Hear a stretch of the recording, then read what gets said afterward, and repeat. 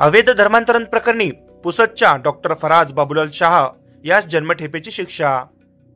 बेकायदेशीर धर्मांतरण प्रकरणी NIA ATS कोर्टाने मौलाना उमर गौतम, मौलाना कलीम सिद्दीकी यांच्यासह 16 आरोपींना दोषी ठरवले आहे।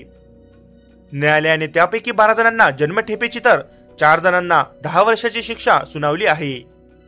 बेकायदेशीर धर्मांतरण प्रकरणात विशेष NIA ATS न्यायालयाने मौलाना उमर गौतम आणि मौलाना कलीम सिद्दीकी आणि इतर 12 आरोपी दोषी आढळल्याने जन्मठेपेची शिक्षा सुनावली आहे।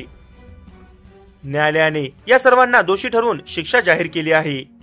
याच प्रकरणात पुसद येथील डॉक्टर फराज बाबूलाल शाह यास सुद्धा लखनौ ATS पथकाने ऑगस्ट 2021 मध्ये पुसदवरून अटक केली होती। त्यावेळी ही घटना पुसदमध्ये पसरताच एकच खळबळ उडाली होती। माननीय न्यायालयाने डॉक्टर फराज बाबूलाल शाह यास जन्मठेपेची शिक्षा सुनावली आहे।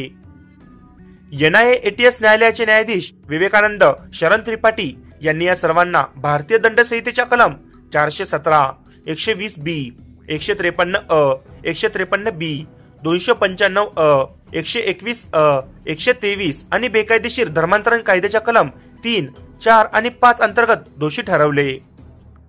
अवैध धर्मांतराच्या प्रकरणात एकूण 17 आरोपी होते।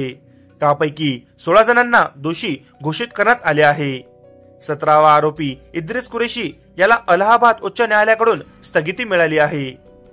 ईश्वरी स्थानी ठेवल्या जाणाऱ्या पुसदमधील डॉक्टरामार्फतच अवैध धर्मांतराचा प्रकार उघड झाल्यामुळे डॉक्टरी पेशातील व्यक्तींवर विश्वास ठेवावा की नाही याच प्रश्नासंदर्भात पुसद शहरात मोठ्या प्रमाणावर चर्चेला उधाण आले आहे।